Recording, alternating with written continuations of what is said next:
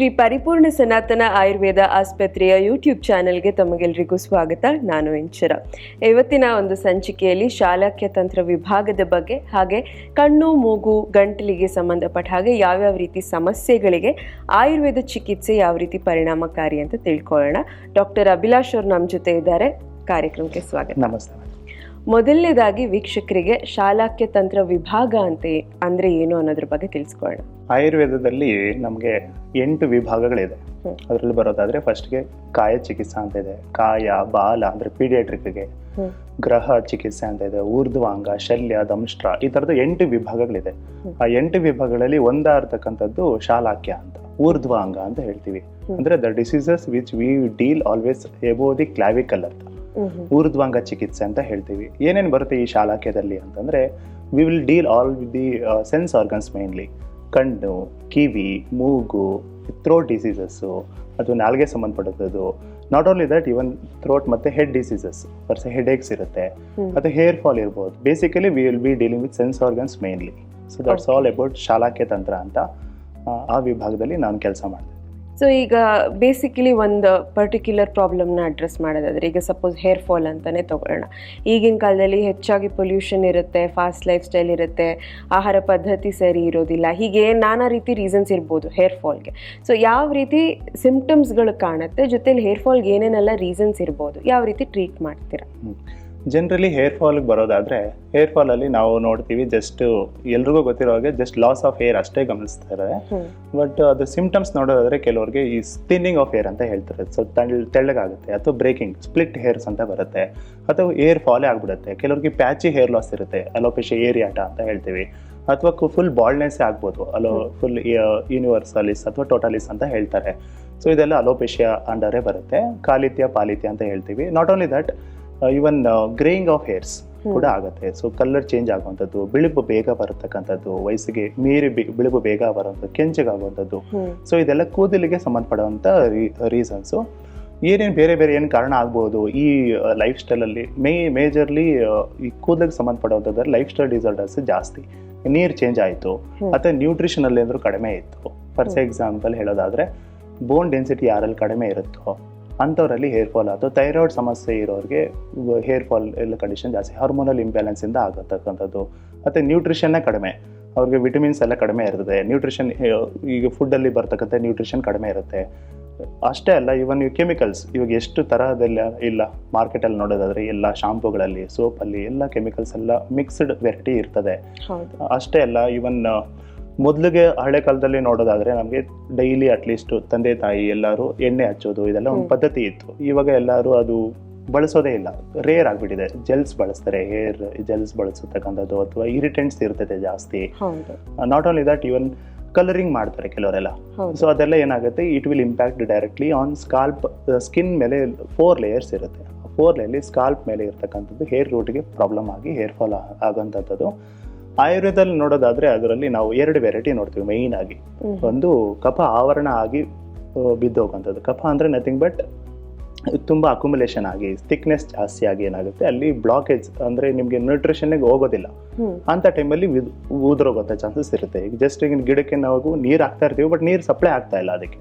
ಅವಾಗ ಏನಾಗುತ್ತೆ, ಗಿಡ ಒಣಗೋಗ್ಬಿಡುತ್ತೆ. ಸೊ ಅದರಿಂದನೂ ಫಲ ಸಿಗೋದಿಲ್ಲ ನಮಗೆ. ಸೊ ಅದೇ ತರ ಹೇರ್ ರೂಟು ಅಷ್ಟೇ, ಹೇರ್ ರೂಟ್ಗೆ ಸಪ್ಲೈ ನಿಂತೋಗ್ಬಿಟ್ಟು ಹೊರಟೋಗುವಂಥದ್ದು. ಇನ್ನೊಂದು ಪಿತ್ತ ಜಾಸ್ತಿ ಆಗಿ ಆಗುವಂಥದ್ದು. ಪಿತ್ತ ಅಂದ್ರೆ ಈಗ ಬಾಡಿಯಲ್ಲಿ ಎಕ್ಸೆಸ್ ಆಫ್ ಹೀಟ್ ಇರ್ತದೆ, ಅಥವಾ ಇರಿಟೆಂಟ್ಸ್ ಇರ್ತದೆ, ಕೆಮಿಕಲ್ಸ್ ಎಲ್ಲ ಬಳಸ್ಕೊಂಡು, ಅಥವಾ ಬಿಸಿಲಿಗೆ ಜಾಸ್ತಿ ಓಡಾಡ್ತೀವಿ, ಅಥವಾ ಟೆನ್ಷನ್, ಸ್ಟ್ರೆಸ್ ಇಂಡ್ಯೂಸ್ಡ್ ಎಲ್ಲ ಇರುತ್ತೆ. ಅಂತ ಟೈಮಲ್ಲಿ ಪಿತ್ತ ಜಾಸ್ತಿ ಆಗುತ್ತೆ. ಅವಾಗ ಏನಾಗುತ್ತೆ, ಆ ಹೇರ್ ರೂಟ್ಗೆ ಸ್ಟೆಬಿಲಿಟಿ ಕಳ್ಕೊಂಡ್ಬಿಡುತ್ತೆ. ಸ್ಟೆಬಿಲಿಟಿ ಲಾಸ್ ಆಗಿಬಿಟ್ಟು ಏನಾಗುತ್ತೆ, ಹೇರ್ ಫಾಲ್ ಆಗುವಂಥದ್ದು. ಸೊ ಈ ಥರ ವೇರಿಡ್ ರೀಸನ್ಸ್ ಇದೆ ಆಯುರ್ವೇದದಲ್ಲಿ. ನಾವು ಅದಕ್ಕೆ ನಿಧಾನ ಪರಿವರ್ತನೆ ಇಂಪಾರ್ಟೆಂಟ್ ಅಂತ ಹೇಳ್ತೀವಿ. Not just like okay hair fall ಆಗ್ತಾಯಿದೆ ಡಾಕ್ಟರ್, ಏನಾದರೂ ಒಂದು ಸೊಲ್ಯೂಷನ್ ಕೊಡಿ ಅಂದರೆ ಒಂದು ಎಣ್ಣೆ ಕೊಟ್ಬಿಟ್ಟೆ, ಅಥವಾ ಏನಾದರೂ ಒಂದು ಶಾಂಪೂ ಕೊಟ್ಟೆ ಸರಿ ಆಗ್ಬಿಡುತ್ತೆ ಅಂತ ಹೇಳೋದಲ್ಲ. Parallelly will treat the cause also. ನಿಧಾನ ಪರಿವರ್ತನೆ is also important. It is also part of ಚಿಕಿತ್ಸಾ or a treatment. So will address both the reasons for that, how pathology is happening. Not only that, ಚಿಕಿತ್ಸಾನೂ ಇರುತ್ತೆ. So different ಲೆವೆಲ್ಸಲ್ಲಿ treatment ಮಾಡಬೇಕಾಗುತ್ತೆ. ಈಗೇನು ನೀವು ಕೇಳಿದ ಪ್ರಶ್ನೆಗೆ ನೋಡೋದಾದರೆ, ಲೈಕ್ ಹೇರ್ ಫಾಲ್ ಯಾವ್ಯಾವ ಥರ ಇರುತ್ತೆ, ಯಾವ ಥರ ಚಿಕಿತ್ಸೆ ಇಲ್ಲಿ ನಾವು ಪ್ರೊವೈಡ್ ಮಾಡ್ತೀವಿ ಅಂತಂದರೆ, ಈ ಪ್ಯಾಚಿ ಹೇರ್ ಲಾಸ್ ಇತ್ತು, ಕೆಮಿಕಲ್ ಇಂದಾನೇ ಬರ್ತಾ ಇದೆ ಅಥವಾ ಕ್ರಿಮಿಯಿಂದ ಬರ್ತಾ ಇದೆ, ಯಾವುದಾದ್ರೂ ಇನ್ಫೆಕ್ಷನ್ ಇಂದ ಬರ್ತಾ ಇದೆ, ಅಂತ ಟೈಮಲ್ಲಿ ನಾವು ಇನ್ಫೆಕ್ಷನ್ಗೂ ಟ್ರೀಟ್ಮೆಂಟ್ ಕೊಡಬೇಕು, ಹೇರ್ ಫಾಲ್ ರೀಜನರೇಟ್ ಆಗ್ಲಿಕ್ಕೂ ಕೊಡ್ಬೇಕಾಗ್ತದೆ. ಅದೇ ಈಗ ಬಾಲ್ನೆಸ್ ಬಂತು ಅಂದ್ರೆ ಕಾಲಿತ್ಯ ಅಂತ ಕೇಸ್ ಅದು. ಅಂತ ಟೈಮಲ್ಲಿ ಏನಾಗ್ತದೆ, ಅದು ಈಗ ಜೆನೆಟಿಕ್ ಇರುತ್ತಾ ಅಥವಾ ರೀಸೆಂಟ್ ಆಗಿ ಬರ್ತಾ ಇದೆಯಾ? ಇವಾಗ ಕೆಲವ್ರಿಗೆ ಏನಾಗ್ತದೆ, ಪೇರೆಂಟ್ಸ್ಗೂ ಇರುತ್ತೆ ಜೆನೆಟಿಕಲಿ ಮೇಲ್ ಬಾಲ್ಡ್ನೆಸ್ ಅಂತ, ಫೀಮೇಲ್ ಪ್ಯಾಟರ್ನ್ ಬಾಲ್ಡ್ನೆಸ್ ಅಂತೆಲ್ಲ ಬರುತ್ತೆ. ಅಂಥವ್ರಿಗೆ ಏನಾಗುತ್ತೆ, ಜನರಲಿ 60 ಇಯರ್ಸ್ ಮೇಲೆ ಅಥವಾ 70 ಇಯರ್ಸ್ ಮೇಲೆ ಅಥವಾ 50s ಮೇಲೆ ಬರ್ತಕ್ಕಂಥ ಡಿಸೀಸು ಕೆಲವರಿಗೆ ಈ ಸ್ಟ್ರೆಸ್ ಇಂಡ್ಯೂಸ್ಡ್ ಇಂದ ಆಗಿರತಕ್ಕಂಥ ಯೂತ್ ಎಲ್ಲ ಏನಾಗ್ತದೆ, they are feeling just below 30 it self. 25-30 ಒಳಗಡೆನೆ ಅವ್ರಿಗೆ ಹೇರ್ ಫಾಲ್ ಆಗ್ತಾ ಇರ್ತಕ್ಕಂಥ, ಬಾಲ್ನೆಸ್ ಶುರು ಆಗ್ತಾ ಇದೆ. ಸೊ ಇದಕ್ಕೆಲ್ಲ ಕಾರಣಗಳು ನಮಗೆ ಈ ಲೈಫ್ ಸ್ಟೈಲ್ ಮೆಟಬಾಲಿಕ್ ಡಿಸಾರ್ಡರ್ಸ್ ಅಂತಾನೆ ತಗೊಳ್ಬೇಕಾಗ್ತದೆ. ಓಕೆ, ಸೊ ನೀವು ಕಾಸ್ನ ಕೂಡ ಟ್ರೀಟ್ ಮಾಡೋದ್ರ ಜೊತೆಗೆ ಹೇರ್ ಫಾಲ್ಗೂ ಟ್ರೀಟ್ಮೆಂಟ್ ಕೊಡೋದ್ರಿಂದ ಲಾಂಗ್ ಟರ್ಮ್ ಅಲ್ಲಿ ಅವ್ರು ಅದಕ್ಕೆ ಪರಿಹಾರ. ಆಯುರ್ವೇದದ ವಿಶೇಷತೆನೇ ಅದು. ಯಾಕಂದ್ರೆ we will always treating with the root cause ಅಂತ. Along with that, preventive aspects ಇರುತ್ತೆ. See, one thing is preventive as well as curative. So both will be included under Ayurveda. ನಮ್ಮ ಡಿಪಾರ್ಟ್ಮೆಂಟ್ ಫೋಕಸ್ ಅದೇ ಇರುತ್ತೆ. So ಈಗ ಶಾಲಕ್ಯ ಅಂದಿದ ತಕ್ಷಣ ನೀವು ಹೇಳಿದ್ರಿ ಕಿವಿ ಅಥವಾ ಗಂಟ್ಲು, ಮೂಗಿಗೆ ಸಂಬಂಧಪಟ್ಟ ಸಮಸ್ಯೆಗಳು ಕೂಡ ನಿಮ್ಮ ವಿಭಾಗದಲ್ಲಿ ಬರುತ್ತೆ ಅಂತ. ಕಿವಿ ಗಂಟ್ಲು ಅಂತ ಆದಾಗ ಯಾವ್ಯಾವ ರೀತಿ ಸಮಸ್ಯೆಗಳನ್ನ ತಗೊಂಡ್ ಬರ್ತಾರೆ? ಓಕೆ, ಜನರಲಿ ಕಿವಿ, ಮೂಗು, ಗಂಟ್ಲು, ಕಿವಿ, ಕಣ್ಣು ಇದೆಲ್ಲ ನಮ್ಮ ಶಾಲಕ್ಯದಲ್ಲಿ ಬರುತ್ತೆ. ಸೊ ಕಿವಿಯಲ್ಲಿ ನೋಡೋದಾದ್ರೆ ಬೇಸಿಕಲಿ ಹಿಯರಿಂಗ್ ಲಾಸ್ ಅಂದರೆ ಕಡಿಮೆ ಕೇಳಿಸ್ತಾ ಇದೆ ಡಾಕ್ಟ್ರೆ, ಅಥವಾ ಬ್ಲಾಕ್ ಸೆನ್ಸೇಷನ್, ಏನೋ ಕಿವಿ ತುಂಬ್ಕೊಂಡಾಗಿದೆ ಅಥವಾ ನೀರು ಒಂಥರ ತುಂಬ್ಕೊಂಡಾಗಿದೆ ಡಾಕ್ಟ್ರೆ ಅಂತ ಹೇಳ್ತಾರೆ. ಅಥವಾ ಜಸ್ಟ್ ಇವಾಗ ನೋಡೋದಾದ್ರೆ ತುಂಬ ಸಲ ಎಲ್ಲರೂ ಅನುಭವಿಸಿರ್ಬೋದು, ಲೈಕ್ ಏನಾದರೂ ನಮ್ಮ ಕೋಲ್ಡ್ ಕಾಫ್ ಎಲ್ಲ ಇದ್ದಾಗ ಕಿವಿಯ ಒಂದು ಕಡೆ ಕೇಳಿಸೋದು ಕಡಿಮೆ ಆಗಿರ್ಬೋದು.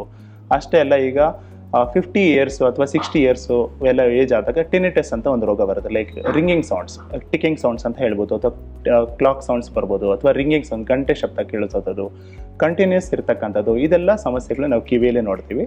ಇದ್ರ ತಕ್ಕಂತೆ ನಾವು ನೋಡೋದಾದ್ರೆ ಇವನ್ ಇನ್ಫೆಕ್ಷನ್ಸ್, ಕೆಲವೊಂದ್ಸಲ ಏನಾದರೂ ಗುಳ್ಳೆ ಆಯಿತು ಅಥವಾ ಸ್ರಾವ ಅಂತ ಡಿಸ್ಚಾರ್ಜ್ ಇರ್ತಕ್ಕಂಥದ್ದು, ಅಥವಾ ಫಸ್ಟ್ ಡಿಸ್ಚಾರ್ಜ್ ಇರ್ಬೋದು, ರೆಡ್ನೆಸ್, ಅದೆಲ್ಲ ಫರಂಕಲ್ ಅಂತ ಹೇಳ್ತೀವಿ. ಸೊ ಡಿಫ್ರೆಂಟ್ ಬೇರೆ ಬೇರೆ ಥರ ಡಿಸೀಸಸ್ಸನ್ನು ನಾವು ನೋಡ್ಬೋದು. ಬೇರೆ ಇನ್ನು ಕೆಲವೊಂದು ಡಿಸೀಸಸ್ ನೋಡೋದಾದ್ರೆ, ಈಗ ಯಾರಾದರೂ ಸ್ವಿಮ್ಮರ್ಸ್ ಡಿಸೀಸ್ ಅಂತ ಇಯರ್ ಡಿಸೀಸ್ ಅಂತ ಹೇಳ್ತಾರೆ, ಒಟೈಟಿಸ್ ಎಕ್ಸ್ಟರ್ನಾ ಅಂತ ಹೇಳ್ತಾರೆ. ಯಾರು ತುಂಬ ಡೀಪ್ ಡೈವ್ ಮಾಡ್ತಾರೆ ಅವಾಗ ಏನಾಗುತ್ತೆ, ಟಿಂಪ್ಯಾನಿಕ್ ಮೆಂಬ್ರೇನ್ ಅಂತ ಇರುತ್ತೆ. ನಮ್ಮ ಕಿವಿ ಸ್ಟ್ರಕ್ಚರ್ ನೋಡೋದಾದ್ರೆ ಒಂದು ತಮಟೆ ಅಂತ ಏನು ಹೇಳ್ತೀವಿ, ಟಿಂಪ್ಯಾನಿಕ್ ಮೆಂಬ್ರೇನ್ ಅಂತ ಏನು ಹೇಳ್ತೀವಿ, ಅಲ್ಲಿ ಕೂಡ ಒಂದು ಬ್ಯಾರೋಟ್ರೋಮಾ, ಒಂದು ಪ್ರೆಷರ್ ಕ್ರಿಯೇಟ್ ಆಗುತ್ತೆ ಸಡನ್. ಅದೆಲ್ಲ ಏನು ಪರ್ಫೋರೇಷನ್ ಅಂತದ್ದು. ಈ ಮೆಂಬ್ರೇನ್ ನೋಡೋದಾದ್ರೆ ನಮಗೆ ಥಿಕ್ನೆಸ್ ತುಂಬ ಕಡಿಮೆ ಇರುತ್ತೆ. ಈಗ A4 ಸೈಜ್ ಶೀಟ್ ಇರುತ್ತಲ್ಲ ಅದರಷ್ಟೇ ಅಂತ ಅನ್ಕೊಳ್ಬೋದು ನಾವು, ಅಷ್ಟೇ ಥಿಕ್ನೆಸ್ ಇರುತ್ತೆ. ತುಂಬ ಓವರ್ ಪ್ರೆಷರ್ ಆದಾಗ ಏನಾಗುತ್ತೆ, ಅದು ಹೋಲ್ ಆಗುವಂಥ ಚಾನ್ಸಸ್ ಇರುತ್ತೆ, ಪರ್ಫೋರೇಷನ್ ಕೇಸಸ್ ಅಂತ ಹೇಳ್ತೀವಿ. ಸೊ ಇನ್ಫೆಕ್ಷನ್ಸ್ ಆಗ್ಬೋದು, ಫಸ್ಟ್ ಡಿಸ್ಚಾರ್ಜ್ ಆಗ್ಬೋದು, ಅಥವಾ ಒಂದೊಂದ್ಸಲ ಟ್ರಾಮ್ಯಾಟಿಕ್ ಎಲ್ಲ ಆದರೆ ಯಾರಾದರೂ ಹೊಡೆದ್ರು ಜೋರಾಗಿ, ಅವಾಗ ಬ್ಲಡ್ ಡಿಸ್ಚಾರ್ಜ್ ಆಗ್ಬೋದು, ಅಥವಾ ಏನಾದರೂ ಗಾಯ ಆಯಿತು, ವೂಂಡ್ ಎಲ್ಲ ಆಯಿತು, ಫಸ್ಟ್ ಡಿಸ್ಚಾರ್ಜ್ ಆಗ್ಬೋದು, ಫರಂಕಲ್ ಅಂತ ಹೇಳ್ತೀವಿ. ಸೊ ಅಥವಾ ಹಿಯರಿಂಗ್ ಲಾಸ್, ಸರ್ ವಯಸ್ಸಾಗ್ತಾ ಕಿವಿ ಕೇಳಿಸೋದು ಸ್ವಲ್ಪ ಕಡಿಮೆ ಆಗ್ತಾ ಇದೆ, ಅಥವಾ ಟಿನಿಟಸ್, ರಿಂಗಿಂಗ್ ಸೌಂಡ್ಸ್ ಬರ್ತಕ್ಕಂಥದ್ದು. ಸೊ ಇದೆಲ್ಲ ವೇರಿಡ್ ಡಿಫರೆಂಟ್ ಡಿಸೀಸಸ್ಸನ್ನು ನಾವು ಕಿವಿಯಲ್ಲಿ ನೋಡ್ಬೋದು. ಅದೇ ಥರ ಮೂಗಲ್ಲಿ ನೋಡೋದಾದರೆ ಬೇಸಿಕಲಿ ಎಲ್ಲರಿಗೂ ಗೊತ್ತಿರ್ತದೆ ರೈನೈಟಿಸ್, ಮೂಗು ಸೋರುವಂಥದ್ದು, ಅಥವಾ ಮೂಗಲ್ಲಿ ಗುಳ್ಳೆ, ಅದು ತುಂಬ ಏನಾದರೂ ತುಂಬ ಹೀಟ್ ಪ್ರೆಷರ್ ಫೀಲ್ ಆಗುವಂಥದ್ದು, ನೋಸ್ ಬ್ಲಾಕ್ ಕಂಡೀಷನ್ ಡಾಕ್ಟ್ರೆ ಅಂತ ಬರ್ತಾರೆ. ಸೊ ತುಂಬ ವೇರಿ ಡಿಸೀಸಸ್ ಇದೆ ಆಯುರ್ವೇದದಲ್ಲಿ. ಓಕೆ, ಸೊ ನೀವು ಆಗ್ಲೇ ಹೇಳಿದ್ರಿ ಕಾಸ್ನ ಕೂಡ ನೀವು ಟ್ರೀಟ್ ಮಾಡ್ತೀರಿ ಅಂತ ಹೇಳಿ. ಈಗ ಹೆಚ್ಚಾಗಿ ಕಾಡ್ತಾ ಇರೋವಂಥ ಸಮಸ್ಯೆಗಳೆರಡು ಬಗ್ಗೆ ಮಾತಾಡೋದಾದರೆ, ಒಂದು ಕ್ಲೈಮೇಟ್. ಸೊ ಕ್ಲೈಮೇಟ್ ಯಾವ ರೀತಿ ಚೇಂಜ್ ಆಗ್ತಿದೆ, ಅದಕ್ಕೆ ತಕ್ಕ ಹಾಗೆ ನಮಗೆ ನಾನಾ ರೀತಿ ಸಮಸ್ಯೆಗಳು ಬರ್ತಿದೆ. ಮತ್ತೊಂದು ಇತ್ತೀಚೆಗೆ ಹೆಚ್ಚಾಗಿ ಕೇಳಿ ಬರ್ತಾ ಇರೋದು ಯೂಸ್ ಆಫ್ ಇಯರ್ಫೋನ್ಸ್. ಅದು ಹೈಜಿನಿಕ್ ಆಗಿ ಇಲ್ಲದೆ ಇರೋ ಕಾರಣ, ಅಥವಾ ಅತಿ ಹೆಚ್ಚಾಗಿ ಇರೋದು, ಅಥವಾ ನಾಯ್ಸ್ ಕ್ಯಾನ್ಸಲೇಷನ್ ಇಯರ್ಫೋನ್ಗಳನ್ನ ಯೂಸ್ ಮಾಡೋದ್ರಿಂದ ಕಿವಿಗೆ ಅಫೆಕ್ಟ್ ಆಗ್ತಿದೆ ಅಂತ. ಸೊ ಇದೆರಡಕ್ಕೆ ನಾವು ಯಾವ ರೀತಿ ಪರಿಹಾರ ಕಂಡುಕೊಳ್ಬೋದು ಆ್ಯಂಡ್ ಯಾವ ರೀತಿ ಪ್ರಿಕಾಷನ್ಸ್ ತಗೊಳ್ಬೋದು ಅಂತ ಹೇಳ್ತೀರಾ? ತುಂಬ ಒಳ್ಳೆ ಪ್ರಶ್ನೆ. ಆ್ಯಕ್ಚುಲಿ ದಿನಚರ್ಯದಲ್ಲಿ ನಾವು ನೋಡೋದಾದರೆ ಒಂದು ಒಳ್ಳೆ ಸೂತ್ರ ಇದೆ, ನಪೀಡಯೇದ್ ಇಂದ್ರಿಯಾಣಿ ನಚೈತಾನ್ಯ ಅತಿಲಾಲಯೇತ್ ಅಂತ. ಅಂದರೆ ನಮ್ಮ ಇಂದ್ರಿಯಗಳು, ಈ ಕಣ್ಣಿರ್ಬೋದು, ಕಿವಿ, ಮೂಗು, ಇದೆಲ್ಲ ಅದು ಇಂದ್ರಿಯಗಳು, ಸೆನ್ಸ್ ಆರ್ಗನ್ಸ್. ಇದಕ್ಕೆ ಅತಿ ಪೀಡನೂ ಮಾಡಬಾರ್ದು. ಪೀಡ ಅಂತಂದರೆ ಬಾಧೆ ಕೊಡಬಾರ್ದು. ಫಾರ್ ಎಕ್ಸಾಂಪಲ್, ಬೆಸ್ಟ್ ಎಕ್ಸಾಂಪಲ್, ಕಿವಿಗೆ ಓವರ್ ಲೌಡ್ ಸ್ಪೀಕರ್ಸ್ ಹಾಕೊಳ್ತಕ್ಕಂಥದ್ದು, ಅಥವಾ ಯಾವುದೋ ಒಂದು ಫಂಕ್ಷನ್ಸ್ಗೆ ಹೋಗ್ತೀವಿ ಜಸ್ಟ್ ಅದ್ರ ಮುಂದೆನೇ ನಿಂತ್ಕೊಳ್ತಕ್ಕಂಥದ್ದು. ಕಣ್ಣಿಗಾದರೆ ಓವರ್ ಬ್ರೈಟಾಗಿರ್ತಕ್ಕಂಥ ಎನ್ವಿರಾನ್ಮೆಂಟಲ್ಲಿ ಜಾಸ್ತಿ ವರ್ಕ್ ಮಾಡೋವಂಥದ್ದು, ಅಥವಾ ಲೈಟೇ ಇಲ್ಲ, ಲೈಟ್ ಇಲ್ಲದೆ ಇರತಕ್ಕಂಥ ಡಾರ್ಕಲ್ಲಿ ತುಂಬ ಸ್ಟ್ರೆಸ್ ಮಾಡಿ ಓದೋ ಅಂತಕ್ಕಂಥದ್ದು. ಆ ಥರ ಸೆನ್ಸ್ ಆರ್ಗನ್ಸ್ಗೆ you are giving trouble for that. So ಅದು ಒಂದು ರೀಸನ್ನು. ಅತಿ ಲಾಲಯೇತ್, ಚೆನ್ನಾಗಿ ಕಾಣಿಸ್ತದೆ ಅಂತ ಹೇಳ್ಬಿಟ್ಟು ನಾನು ಜಾಸ್ತಿ ಅದನ್ನೇ ನೋಡ್ಕೊಂಡೇ ಇರ್ತಕ್ಕಂಥದ್ದು. ಅದಕ್ಕೆ ಕಿವಿ ಚೆನ್ನಾಗಿ ಕೇಳಿಸ್ತದೆ ಅಂತ ಹೇಳ್ಬಿಟ್ಟು ಜಾಸ್ತಿ ಓವರ್ ಪ್ರೆಷರ್ ಅದ್ಮೇಲೆ ಬೀಳ್ತಕ್ಕಂಥದ್ದು. ಅದೇನಾಗುತ್ತೆ ಸೆನ್ಸ್ ಆರ್ಗನ್ಸ್ದು ಲೈಫ್ ಡ್ಯೂರಬಿಲಿಟಿ ಮತ್ತು efficiency quality wise as well as quantity wise ಅದರದ್ದು ಕಡಿಮೆ ಆಗ್ತಾ ಬರ್ತದೆ. ಸೊ ಆಯುರ್ವೇದದಲ್ಲಿ ಅದಕ್ಕೋಸ್ಕರ ಅದಕ್ಕೆ ತುಂಬ ಇಂಪಾರ್ಟೆನ್ಸ್ ಕೊಡ್ತೀವಿ. ಈ ಸೂತ್ರ ನಾನು ಹೇಳಿದ್ದು ಸೂತ್ರ ದಿನಚರ್ಯದಲ್ಲಿ ಬರುತ್ತೆ, ಅಂದರೆ ಎಲ್ಲರೂ ಪಾಲನೆ ಮಾಡಬೇಕಾಗಿರ್ತಕ್ಕಂಥ ಒಂದು ಅಂಶ ಇದು. ಲೈಫ್ ಸ್ಟೈಲ್ ಡಿಸಾರ್ಡರ್ಸಲ್ಲಿ ನೋಡೋದಾದರೆ ಈಗ ಕಿವಿ ಸಂಬಂಧಪಡುವಂಥದ್ದು ಮೇಡಮ್ ನೀವು ಕೇಳಿದ್ರಿ ಇಯರ್ಫೋನ್ಸ್ ಎಲ್ಲ ಬಳಸ್ತಾರೆ ಈಗ. ಹಾಗಿದ್ರೆ ನಮ್ಮ ಇಯರಿಂಗ್ ರೇಂಜ್ ಎಷ್ಟು ಕೇಳಿಸ್ಕೊಳ್ಬೇಕು ನಾವು.